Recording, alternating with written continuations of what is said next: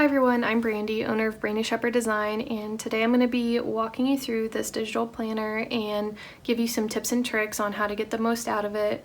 Odds are you just bought it and you may have some questions about how to use it, whether you're totally new to digital planning or not. This will be a really good video for you to watch. I just want to be able to give some insight on how to use the different page templates and different sections of the planner and get the most out of it. Do keep in mind that I'm using the app GoodNotes 5. This isn't going to be a GoodNotes tutorial by any means, but just keep that in mind as you're watching. You may learn something, a tip or trick that I do in GoodNotes that maybe you didn't know about, so just keep that in mind. A lot of the other apps will be similar, like what I'll be showing you on how to use your digital planner. All the concepts will be similar. You may just go about it a little bit of a different way in the app you're using. So let's just go ahead and jump right into it and get started. So let's slide one over. And this page right here shows the planner belongs to page, and I just wanted to show you really quick how to use the text tool in GoodNotes, because that's what I use to write my name there. You can handwrite it, but I think it looks a little better as text. So to use the text tool, you go up here to this icon. That's the text tool icon, and these are your options for the text. So that's the font, that's the font size, your alignment, and the text color.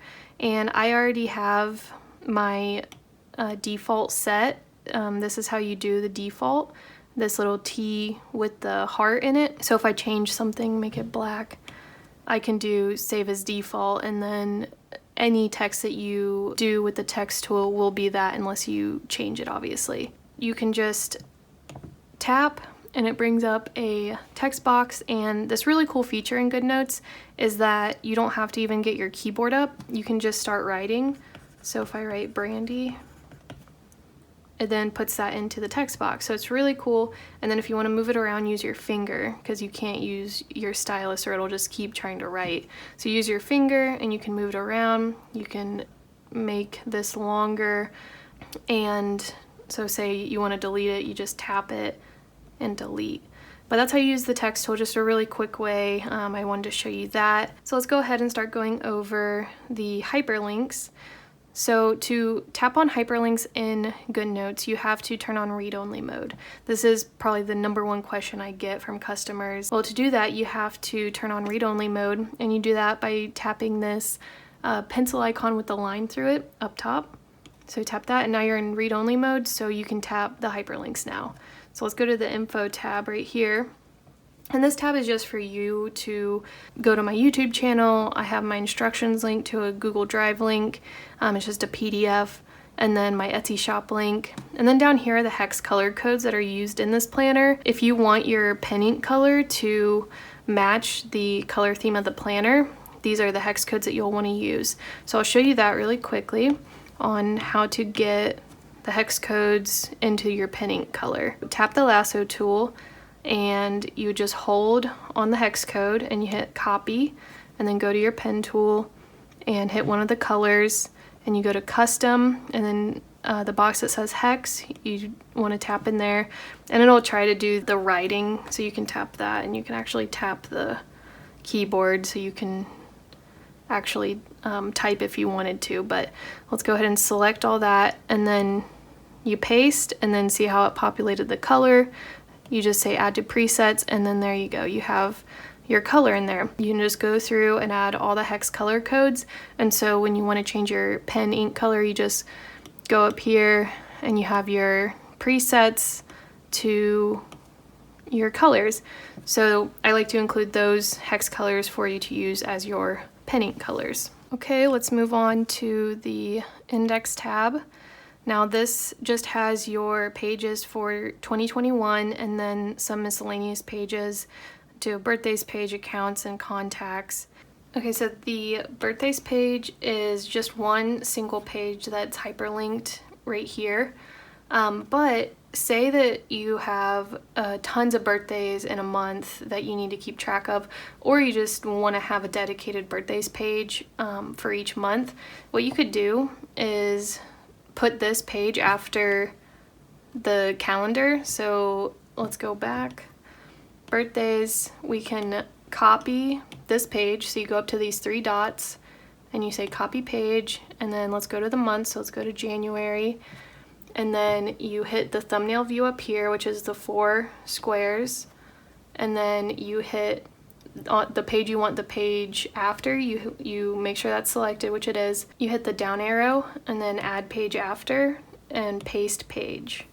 And then it pasted the birthdays page after January, so if you would rather keep track of birthdays for that month on a whole separate page, that's something you can do with that page. So that was just like a little tip that maybe you wouldn't think to do, but that's sort of what these page inserts are for. Is just because it's hyperlinked there doesn't mean, oh, I just have this one page, it has to stay there.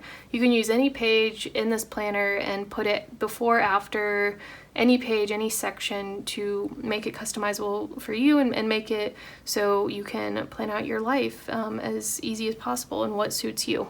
I also have these hyperlinks down here. These are on every single page in the planner. They're hyperlinks to blank pages and template pages. So you would just tap on that and it goes to the blank page insert page. So these are all hyperlinked. This is just a really quick and easy way to go to the blank page that you want, copy it, and then insert it wherever you need it in your planner. And then same with the templates. These are the bonus template inserts that I include. It's just an easier way for you to get there and go copy and insert wherever you need the page. So now let's go to the Notes tab. And as you can see, I already put in some little sections here just as an example. The Notes section, even though it says Notes, it's more so just dividers for whatever you want to organize your life by, whether it's actually notes. Say you're in school and you're using this as an academic planner and you actually do have notes and that's how you're using this section. You mostly can just use these for any sort of page inserts, any type of notes you have. I put in household for section 1, and if you tap the section, it goes to that cover page. And so I put in household here so I know it's household. And then I have lines down here so you can write in sort of what you're going to be putting in this section, just so you mainly have a sort of inventory of, okay, I have my chore list here, my grocery list, my DIY projects, my decor inspo, so you know all that's going to be in this section. So then what you would do anytime you want to put a household related insert in this section, you would do the same process that I showed you with that birthdays page. So let's take an example of a chore list. We would go to the list section, click on the chore list, do the same process. We copy the page, go back to section 1, go to the thumbnail view, and add page after, paste page. And now you have your chore list behind that section and you can start using it. So that's how the notes section is supposed to work, is you can do it for anything you want to organize your page inserts by. I did an example here of journals because I have a bonus template that is a journal entry.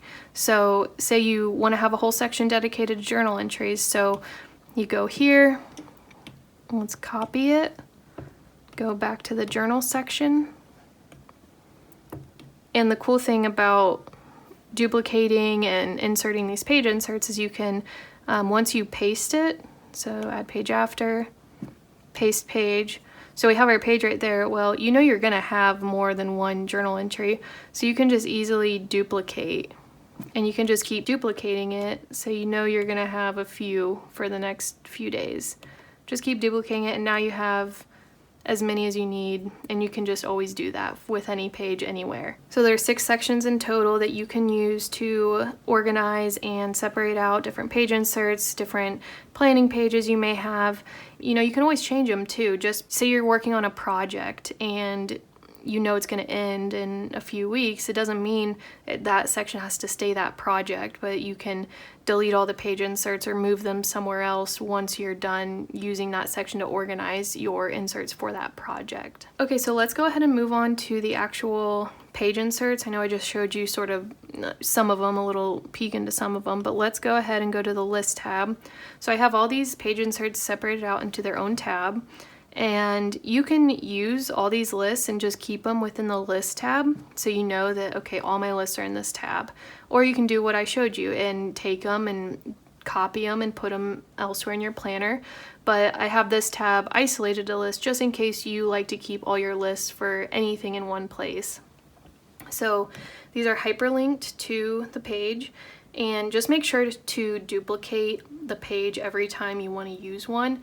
Otherwise, you're going to have to clear out. Say I write in all my grocery list. Well, I want to use the grocery list again, and it's still going to have all of that writing on it. It's not a huge deal per se, but I would just recommend duplicating it first. So you just go and duplicate it in the thumbnail view there. So you know that, okay, I have my clean one right there, and then I can write on this one. Okay, one of my favorite little tips, I guess, is to use a checklist and a to-do list on like daily pages or in a weekly page. So say you have a really busy day or even week. If we go to a daily page, you can see there's 6 to-do boxes. So you may have a day that you're gonna have way more to do than 6 things that you need to keep track of. So that's not a problem. You can just go to your list, go to your to-do list, and see there's tons of check boxes, and you can separate out from personal and work. So all you would do is copy the page and then go to your daily page that you want this, and then do the same process that I showed earlier. And now you have your to-do list right after that day, and you can go back and forth, and just this way you have this page that's completely separate. You can keep track of all your to-do for the day that you just wouldn't be able to fit on that page. And the same goes for any page. Say that you here's a checklist, same thing. Say you're like packing for a trip or something, or you're just doing something that day that there's going to be a lot of steps to getting it done. You can do the same sort of thing with the checklist, put it after that day page, and there you go. It's all organized in one place with that day. Okay, so the productivity tab is full of productivity type pages that's going to help you, whether it's work, school, anything you're doing at home, like a DIY project, a home improvement project. These are just tools to help you complete whatever it is that you're working on. So we have a project planner here. This is just for you to sort of plan out your project into milestones and brainstorm ideas and the different tasks that you're going to have to do to complete that project. And then I have a project timeline page where, say this is going to be a pretty lengthy project that you're working on, and you really just need to be able to see at a glance how you're going to get it done. So I have a calendar view for you where you just write in the month you're working on it and write in the days. And this way you have an entire month's view of when you're going to work on the project, how long different tasks are going to take. And say it's going to take more than 1 month, you would just duplicate this and do the next month. And this way you can just really see the timeline of your project. And then time log, it's just a simple little table. Say you really like to be able to log the time that you do certain things, whether it's like self-improvement type things, or you want to log time that you're working, easily keep track of time this way of what you're working on. And a Pomodoro tracker, if you don't know what it is, I will walk you through how to use it. It's a game changer if you have issues being productive, and it's just a really great tool. So the concept behind a Pomodoro tracker is you tell yourself, I'm going to work for 25 minutes and I'm going to do one certain thing or a couple different tasks, and I'm going to just, no matter what, I'm going to work for 25 minutes. And then after that 25 minutes, I'm going to take a 5-minute break, and then I do another 25 minutes, 5-minute break, 25 minutes, 5-minute break, 25 minutes, and then after 4 sessions of 25 minutes, you get a 20-minute break, and then you just go for as long as you need to. And this is a schedule planner. So say you really want to be able to plan out your week at a glance and do it by the hour. Because if you look at my weekly pages, I don't have any sort of schedule time on it because there's just no room really to put that.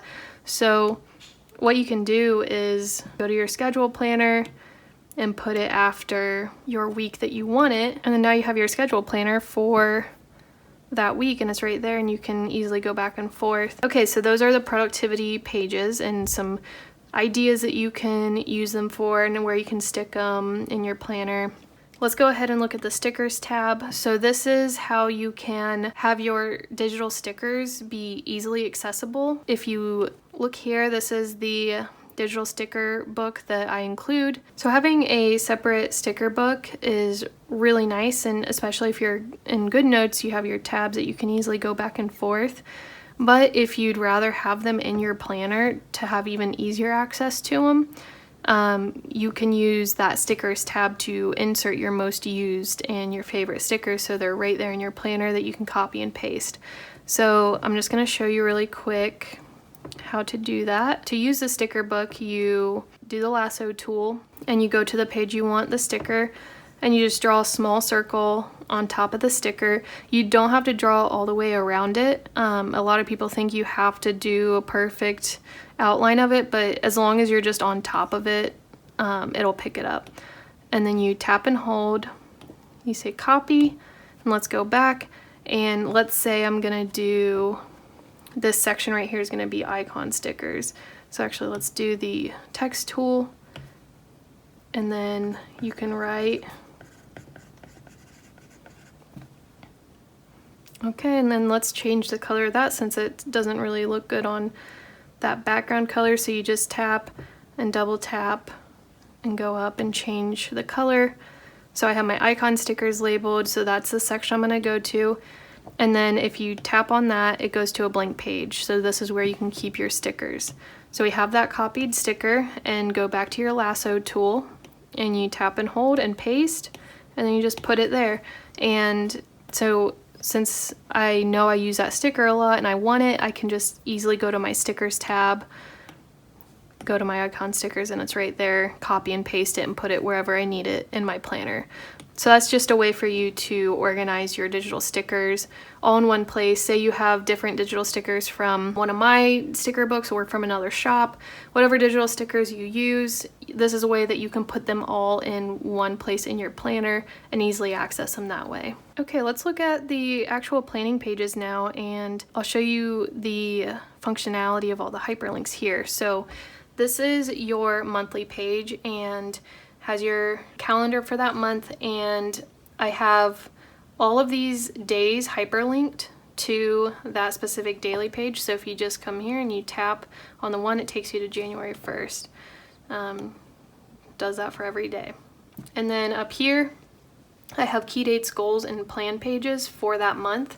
So if you tap there, here's your January key dates, your January goals, and your January plan to reach those goals. And then here are the week icon hyperlinks. So if you just tap that week 1, it takes you to January week 1.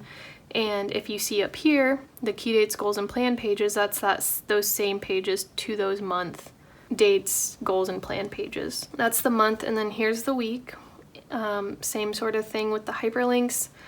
This is hyperlinked to that day page, and then here's the day page, and this has a hyperlink back to that week. So it's all very intuitive.